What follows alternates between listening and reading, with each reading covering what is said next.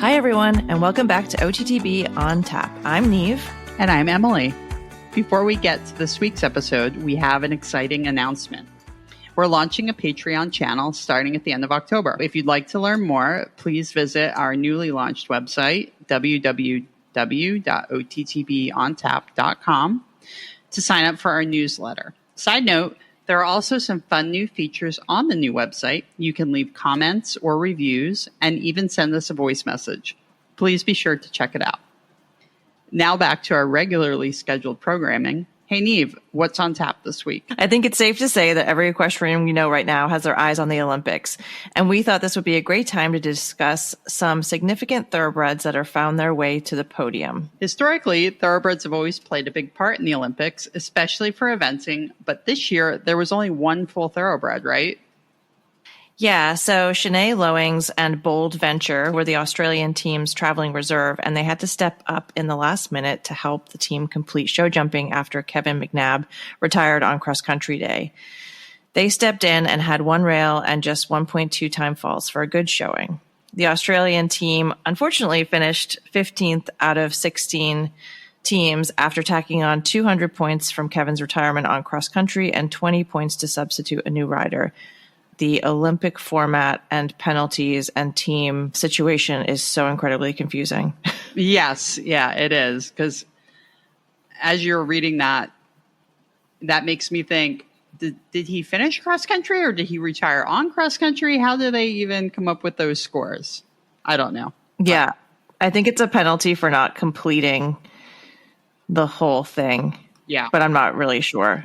Yeah. Point is, if one of your three members can't complete their thing, you're screwed and you're not going to be in medal contention for sure. But so because there was only one thoroughbred competing in eventing, but Shanae's horse is a horse called Bold Venture, who, if that name sounds familiar, it's because there was a very famous American racehorse who won the Preakness and the Kentucky Derby in the 1930s by the same name. His Australian counterpoint raced 3 times and made $0. He's got the best jockey club name of all time, which was Hell on Wheels. Oh my God. And Shanae, she really liked the look of him and she purchased him for $1,000 sight unseen.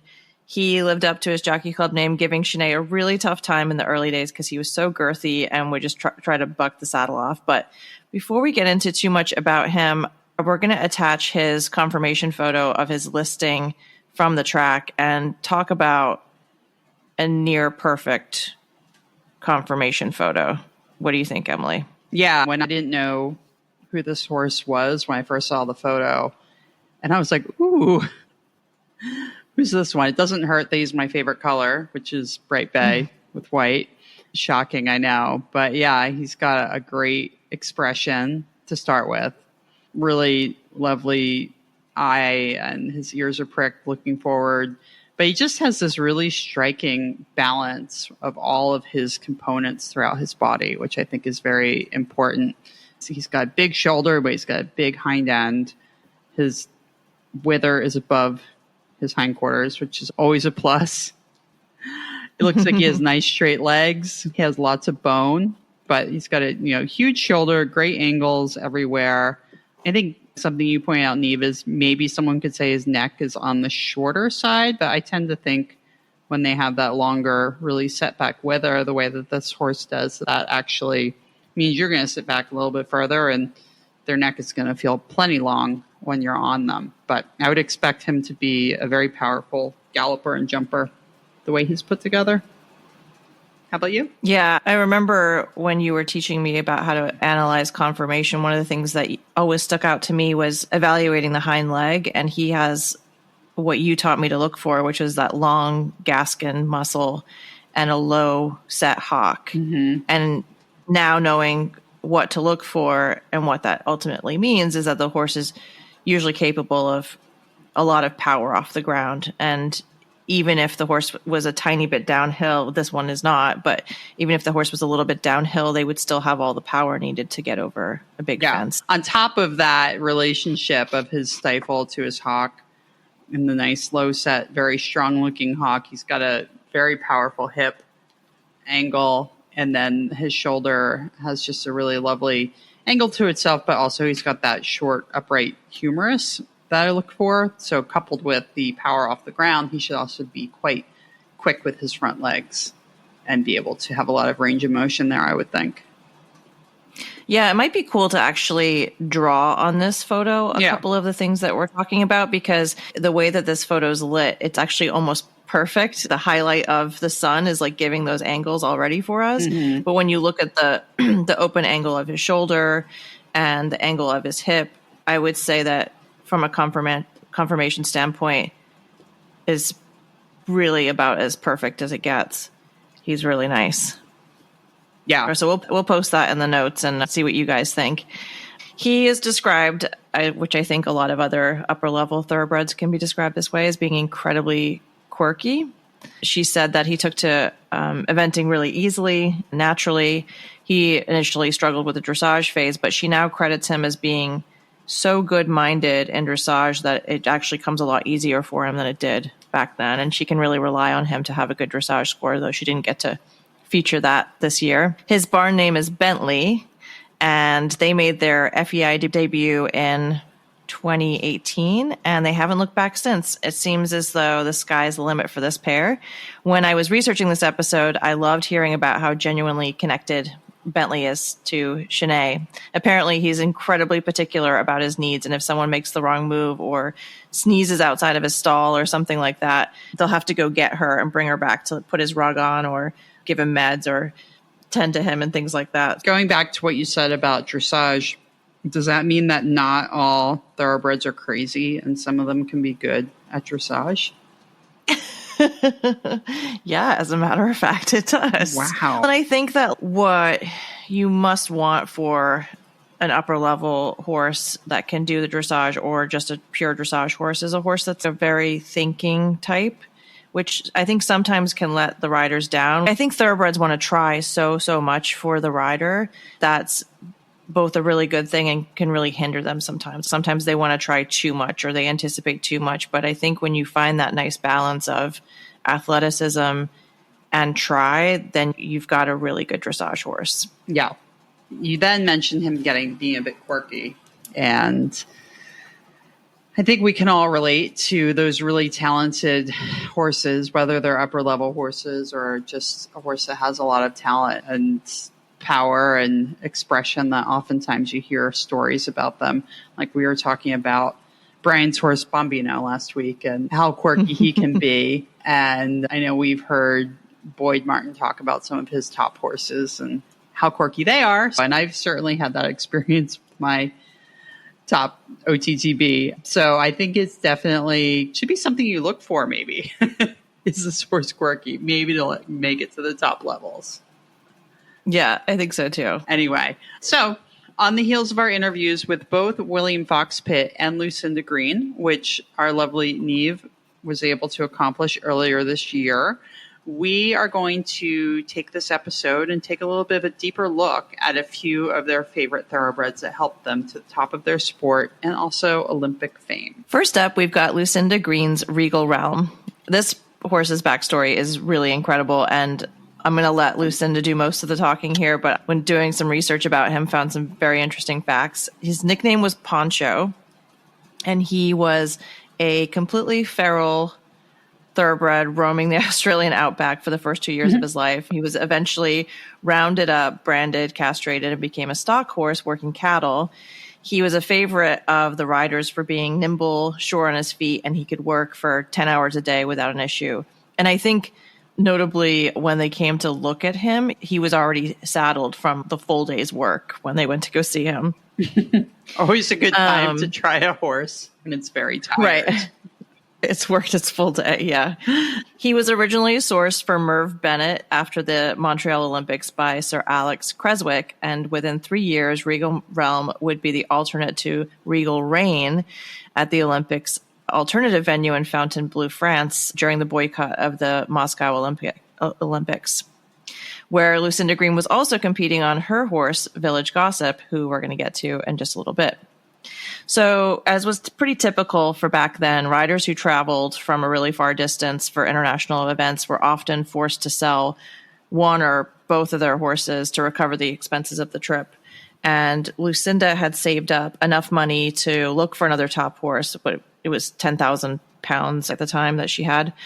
But all the Australian team horses were $20,000, except for Regal Realm, who was only 10,000 since he was the reserve.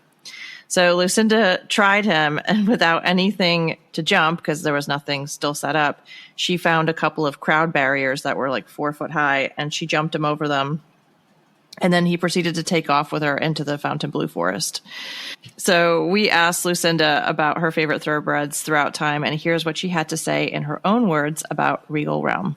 I had 2 pure thoroughbreds. One won me the World Championships, and his name was Regal Realm, Australian. And I was given to believe he was by the Melbourne Cup winner, Taunton. When I looked Taunton up years after Regal Realm had retired, he'd never won a Melbourne Cup. Anyhow, he was an absolutely brilliant horse who remained completely upside down in his neck. His ears were in my mouth all the time. Yes, I just read about him. Could not do dressage. Somehow managed to do a good enough dressage because lovely General Jack Burton from America was judging, and I had done something extraordinary in the winter when I'd come over to learn 3 days from Bert Denemothy on a scholarship, and the snow came down and we couldn't get out in the car, so I went out on my feet and trudged through snow up to here to get to Hamilton Centre and to have my lesson with Bert. And I don't think General Jack ever forgot that, and I honestly tell you, he gave me way more marks than I should have had. There were tests done in a jumping saddle because the horse couldn't take a dressage saddle, with a very long outline, because if he came up, he came right up. I would say this horse, Regal Realm, had kissing spine because he never ever basculed. He jumped everything boing up like that, straight across and down, and was utterly brilliant. So if he'd ever had an x-ray and they said he got kissing spines, can you imagine he would never have got anywhere? Right. Their journey started off pretty rough as he went horribly lame within a few weeks of coming home, which resulted in him getting joint injections in his feet. And at the time, that was something that really wasn't done, but now it's something that's just super commonplace. And he never had a bad step after that. She said he was a really difficult horse to get to know because he grew up in the outback and he was never cuddly and she could never get him to eat polo mints. Her big successes were that she went on to win the World Championships, badminton, and the European Championships, and that sealed them a spot at the 1984 Olympics. They helped the team achieve a silver medal and a 6th individually. When I was researching this horse, I found a quote from Ian Stark where he said that he was like a terrier of the horse world, and while conformationally not being ideal, he was a brilliant cross-country horse, and described him as a cage fighter. I think that's such a cool description for an event horse, or the type of horse you would want to be sitting on during that time, during the long format. She said her teammates always applauded with her understanding that some horses just have a unique way of going to perform well. In this case, with his ears in her face. And rather than forcing his head down, she learned to adapt to his way, and he never let her down. At the end of his career, Lucinda was able to fly him back to his outback farm in Queensland to retire, and his whole life had come full circle. I think that's such a cool story. Yeah, no, that really is a very cool story. He does not sound like he was an easy ride by any means, getting back to quirky, right? Yeah. Oh, and when we'll put pictures on social media, but when you see the pictures of him, every picture of him in dressage, he's got this really developed underneck muscle. He is, she said, jumping with his ears in her face. Like, he just jumped with this very strange, like there was no bascule. There was just no shape to him. It just flat jumping and just popping over everything. It looked amazing. And she said, good thing they didn't x-ray backs back in those days, because who knows Right. what you would find. That's all I'll say about that. Okay. So next we're going to revisit a piece of our interview with William Fox-Pitt from earlier this year. Niamh got the opportunity to ask him the same 3 questions she asked Lucinda, but here we will play the clip about one of his favorite thoroughbreds. Side note, before we play the clip, I wanted to let you all know that the videos for the full interviews will also be on our website for you to watch, so please be sure to check them out. It is just fascinating to hear 2 eventing legends and how they just light up when you ask them about thoroughbreds. So, in William's clip, he talks first about his horse, Stunning. Stunning was an ex-race horse by Ring the Bell, and he actually started off his career with the great Mark Todd, and fun fact, when I rode at Kentucky in 1999, Mark Todd was riding Stunning there as well. Oh, yes. That's crazy. So crazy. And then Mark Todd decided to retire for the first time of many times. And William got the horse, as he tells us in his clip. But really, William just racked up a lot of wins with this very special horse. I've been very lucky to have ridden some thoroughbreds. I'm not really a thoroughbred horse size. I'm far too big for most thoroughbreds. I rode an amazing old horse that came to me from Mark Todd called Stunning. He wasn't actually very big. He was a New Zealand thoroughbred. And Toddy was retiring, or first time retiring, and handed him over to me and said, he's all yours. He was a funny little thing. He was a real toughie, real galloper, but he was stiff as a plank. But he took me around Rolex. He was fourth in Rolex. He won Blenheim, took me to the European Championships where he was sixth and won team gold.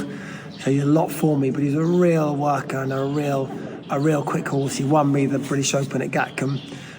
He was actually the first horse ever to be inside the time. I don't have many claims to that because I'm not a fast rider, but I was on Stunning.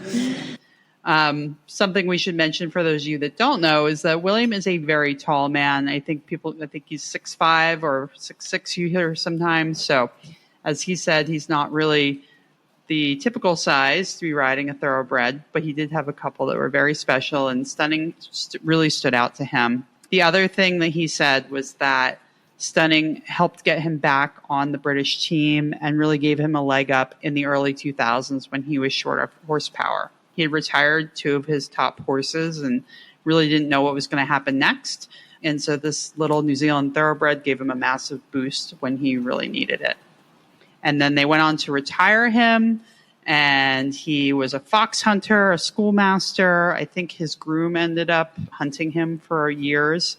And as he said, he started racing as a 2-year-old, and he was still eventing at 19, which is pretty darn good. Yeah, I think that's testimony to the work ethic of a thoroughbred, right? They don't want to be necessarily sitting in a field if they like to work. So absolutely. And a lot of thoroughbreds we've talked about before get a bad rap for being difficult to keep sound or being injured. But when you have one that is tough as nails like that, there's really nothing that can break them. And they just keep going and going. So it sounds like he was one of those. Yeah, definitely. And it's so cool hearing William talk about his physical limitations regarding horses, because you wouldn't necessarily think that he would. But I think a lot of people think, oh, he's this tall guy, it's so easy for him to ride all of these horses. But I think when you look at anyone like him and Boyd and the other riders that are really tall and lanky, they have such a tough job riding most horses because they have that cantilever effect of their torso and their legs of being so lanky that must be so much harder for them to ride and keep their center of gravity. So I really feel like they're working a lot harder sometimes, especially when they're riding something that is a little bit smaller. But I think William's point was you don't turn down a good horse just because it's little. Yeah. And the other thing about William is he has quite a tall upper body as well. Like, he is not all leg like some riders that are tall are. And some of the old videos, my old VHS tapes I have, where you can watch him going around some of the big 3 days, and they talk about how he really had to learn how to use his body and how much more influential his body positioning and his shoulders and his, not necessarily his weight, because he's, for as tall as he is, he's really lean. He's quite lean. It's just that different balance of having so much up above the horse and how that can really put them off balance much more easily. So definitely a skill to learn. Advantage doesn't always go to the super tall. The second horse of Lucinda's I want to talk about actually came before Regal Realm, and she credits this horse for teaching her how to ride a horse like Regal Realm. What she specifically said was she credits this horse into showing her how to ride a horse that doesn't want to be told what to do.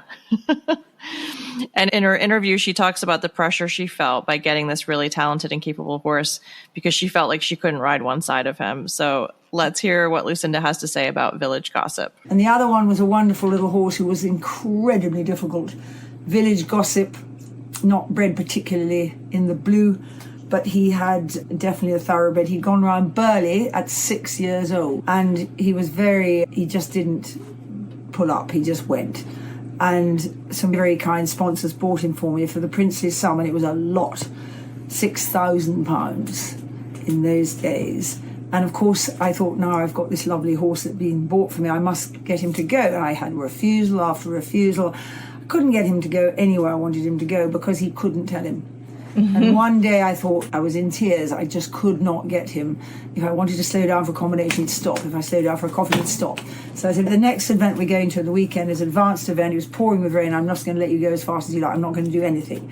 And he went flat out, way inside the time. Only won anywhere near the time. Won from a back position in the dressage, won that advanced event, and that was the way to ride him. You never took a pull. You had him on the contact all the time, but you didn't slow down. You moved your back, your body, and if he would go rocketing into a coffin and just go bang, and he was 1 minute inside the time at badminton, and you could do nothing about it. And it came against me in the World Games in Kentucky when the humidity was 90%. And I had to let him go. He went round the steeplechase course, which was 5 or 5.5 minutes on that undulating ground, flat out, went round the cross country, and he got to the Serpent 3/4 of the way round, a sort of zigzag of fences over ditches, never forget it, and he fell. And he never fell. And he fell straight over the fence into this muddy water. But being him, he didn't just lie there, he got up. I got back on, totally covered in clay water, unrecognisable. And it was one time I felt this is the wrong sport to have as a team sport. I don't want to have to finish with this horse. And such was his courage. He picked himself up and jumped really well, 3, 4 maybe fences to the finish. And as I cantered through the finish, my own chef de keep didn't recognise me. And I didn't run him in the show jumping because I felt he had to try his heart out. And he had a heart rate of 20 beats a minute, should be 40. And after that World Championships, it strained his heart enough for him now to be normal. He had a beat of 40 a minute. And the next time he came out was badminton, and he didn't feel right. He had a stop, and I didn't do any more with him for the rest of the year. So that was 6 months after Kentucky Worlds, and he came right back. Wow. And at 15, he was winning top-level events. He beat Mike Tango the first time that he had ever done a dressage test on the bit. And it was the first time I had realised that if I kept my hand still, he would go on the bit. If I tried to get him on the bit, and it was the first time, and it took me till he was 15 to get a dressage test out of him that beat Mike Tango, who was pretty hot stuff with Bruce Davidson. So he was a remarkable, and both those horses were thoroughbred, and they were absolute geniuses. It's also interesting hearing Lucinda talk about her shortcomings as a rider, because I think we all just think of her as this eventing god. And she said hilariously that it took her until he was 15 years old to where she could ride him in a dressage test on the bit. So I guess if you're feeling bad about your own riding, just remember that everyone's been there. What's really cool is that Lucinda, as much as being a great storyteller, she has also written several books. She's written a book about each of these horses individually. So if you want to find out more about them, you can find those on Amazon. And I think some of them might be out of print, but there's definitely a lot of copies available. So very cool. So our last horse we're going to talk about in this section is Williams' second thoroughbred. And you may have heard of this one. His name was Park Lane Hawk. And Park Lane Hawk was quite a famous horse of Williams. He won Burghley in 2011. He was also won the 4-star at Kentucky in 2012. And interestingly, he describes Park Lane Hawk as having a really good dressage temperament. So you could really ride him on the flat, but he had trouble with him. Sounds like he was a really big galloping type of horse. And he tended to jump a bit past his distances on show jumping. It sounds like he probably jumped a bit flat. And so he would have rails on him. Didn't seem to affect some of his wins, though, because he had a lot of major ones, as William will tell you about. His memory is really pretty impressive. But he ended up being his reserve horse for the Olympics and didn't actually get to ride him in the Olympics, which he sounds a bit regretful about. But still, really amazing horse. So roll the clip. And then I had a lovely horse after that towards further on in my career called Park Lane Hawk. He was a New Zealand thoroughbred, and he was a lovely horse. He won Kentucky, he won Blenheim, and he won Burghley, and he was third at Burghley, and he was third at Badminton.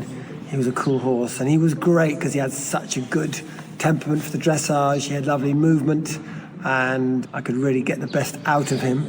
He wasn't the best show jumper. Show jumper used to jump a little bit beyond his distances, a bit bold and big.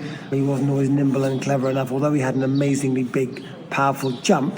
Wasn't always careful. So that was my only drawback, is why he didn't end up being my horse for the London Olympics. He was my reserve horse when we were trotting up in London. He was up waiting kind of 50 metres away in case my horse had not trotted up well. He was my backup, but he was a lovely horse, New Zealand Thoroughbred. That's interesting to hear his feeling of being disappointed that he didn't get to take that horse around London. You could tell he really thought so highly of him. And it's really sweet too. We'll post pictures, but I said to Emily when I was looking at one of the pictures of the two of them at a jog up, they're like the human and equine personification of each other. It's really sweet. They have the same kind of air about them and focus, and I don't know, there's something cool about the two of them together. You can tell that they had a nice bond. Before we finish up this episode, we just wanted to talk about a couple of other famous thoroughbreds throughout time that had made their way to the Olympics. One of my favorites was Touch of Class, a very diminutive mare, ridden famously by Joe Fargis. Her jockey club name was Still a Spill. She was bred in Maryland and had 6 starts. She didn't make any money. They had considered making her a steeplechaser, but she was apparently really unruly to deal with. So they just decided that she could go on and have another career.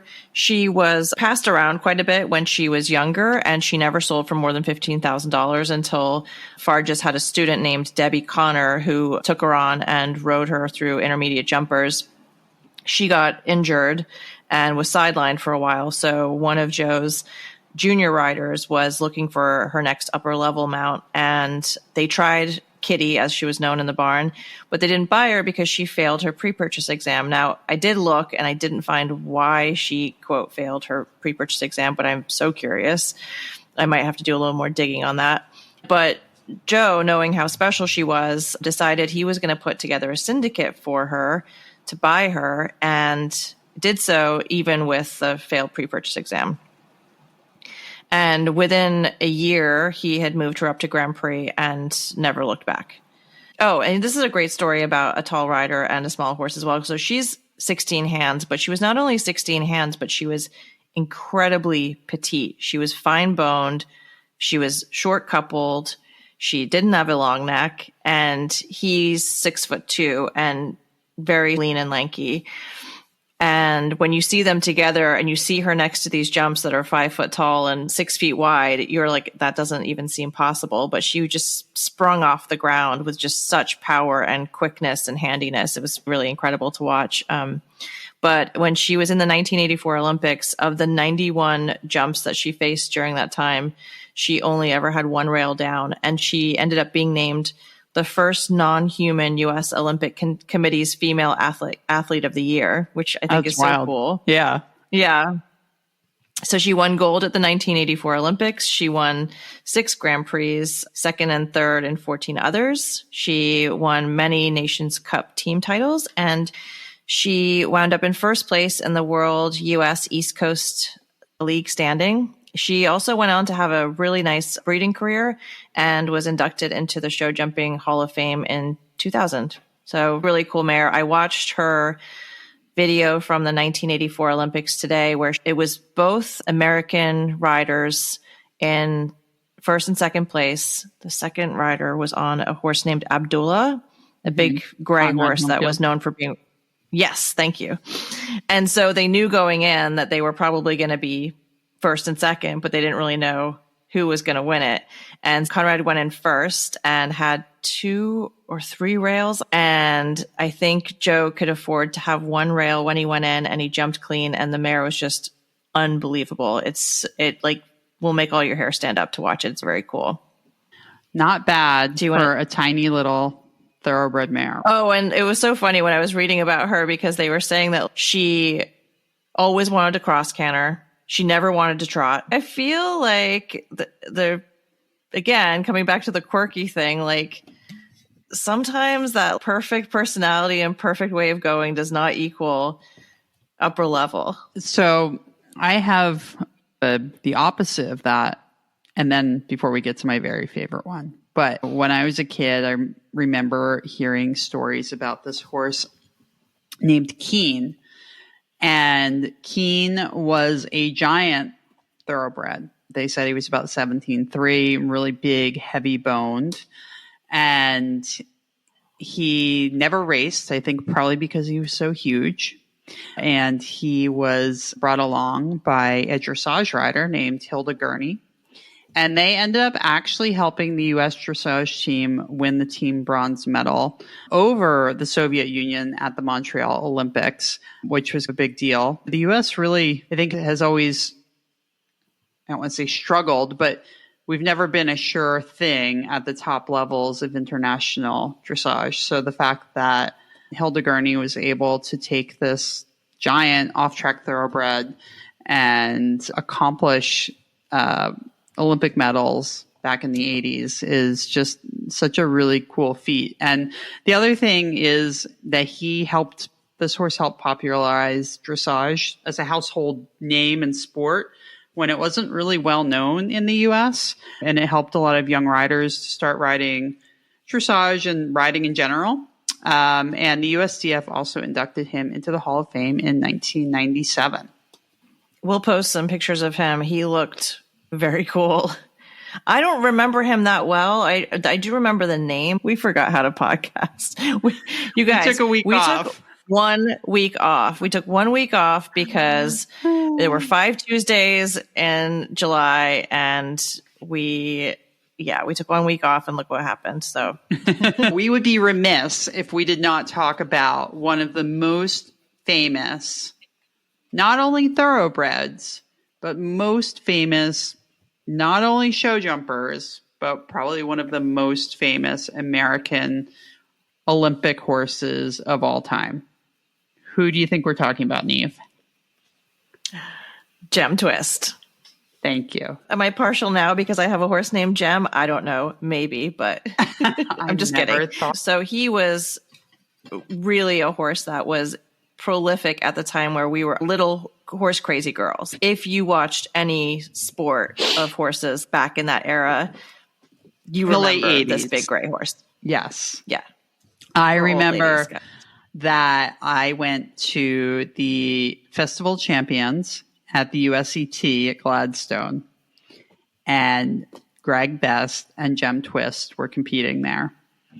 And I was so nervous, but I think I made my mom ask him for an autograph afterwards. And he signed my program. He said, "All the best." Oh my God. Greg Best. I'll have to see if I still have that somewhere. But yeah, that was definitely a very special moment to me. Not only getting to see my very first experience seeing horses jump a Grand Prix course, but at such a special venue as the United States Equestrian Team headquarters in Gladstone, New Jersey.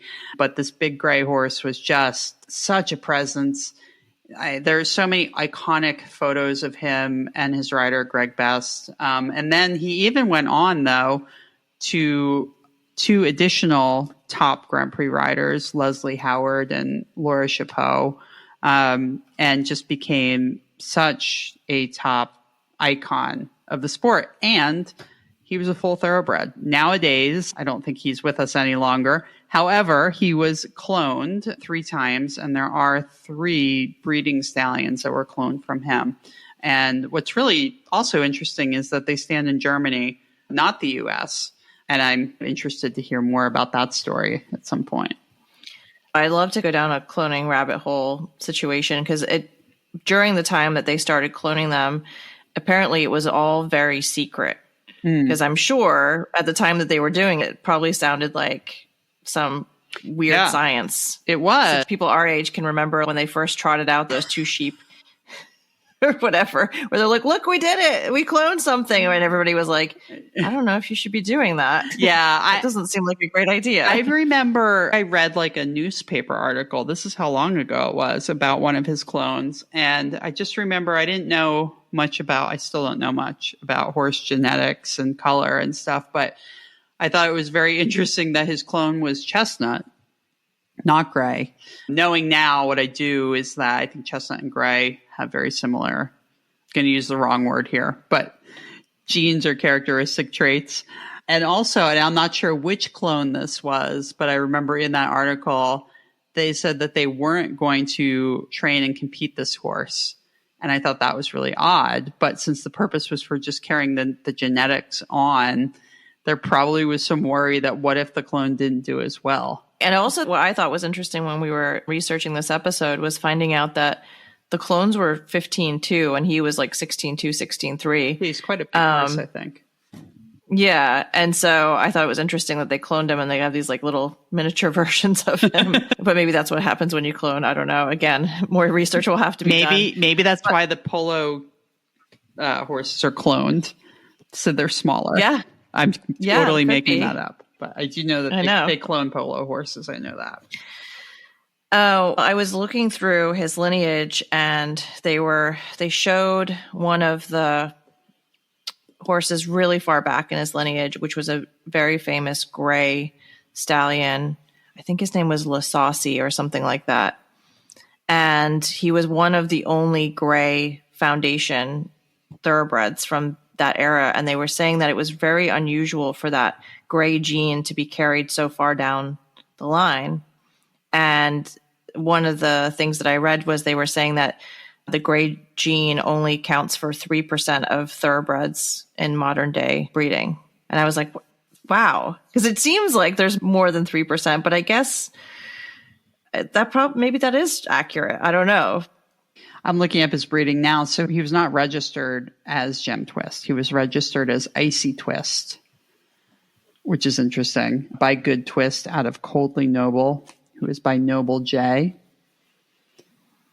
So we'll post his pedigree as well, along with on our social media, along with that. I hope you guys learned a lot.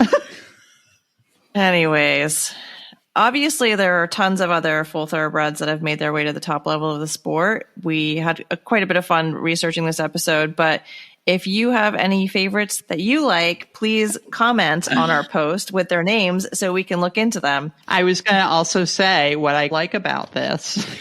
One of the few things is that all of these are horses that are not eventers. Really interesting, the prevalence of the thoroughbred in show jumping and even in dressage back in the 80s, which nowadays you wouldn't see as many thoroughbreds at the Grand Prix level of dressage. There are some, and there are some very nice ones, but pretty cool. Yeah, I think in one of the articles that I read, Joe Fargis was quoted as saying something along the lines of, no matter what they've done at the track, they're so athletic and light on their feet and quick thinkers. And that's what he really liked about them. We hope you liked our little recap on thoroughbreds at the top levels in the Olympics. The Olympics are still going on, obviously, and everyone's having fun. Nobody more than Snoop Dogg. What? He's there and he's having the best time ever. Everyone was very excited to see Snoop Dogg in a shad belly and breeches and a helmet. But did they get him on a horse? I haven't seen it. I think he called up Martha to come over and hang out with him because he's allegedly afraid of horses. But yeah, Martha looked great in her dressage outfit. She rides, though, too. Yeah, I know. Or I didn't know that. I learned that very recently. But yeah, I thought that was really hysterical. Yeah, the two of them. They just need like their own like offshoot. Like, why isn't NBC just hiring them to do all of the commentary? Maybe we can ask them to be on the podcast next. That's not a bad idea, actually. Coming up next week, we are going to be returning to our roots of our RRP participants. So we're going to be back on track with that, catching up with those women. They've been doing a lot, so we're excited to see what they've been up to. I think that we should interview Snoop Dogg and Martha Stewart, then you have to drop us a comment. Yeah. Like and share. Right. Snoop Dogg, hashtag OTTB On Tap, Snoop Dogg interview. I would love it so much. My whole life would be complete if I could do that. We wouldn't be able to talk. We'd be worthless. Yeah. Well, All right. Anyway, listen, if I can interview William and Lucinda, I feel like, and I didn't you can interview just giggle the whole time. Yeah. Yeah. Why not? If you like what you heard today, please leave us a 5-star review on Apple Podcasts. It really helps other people find our podcast when you do that.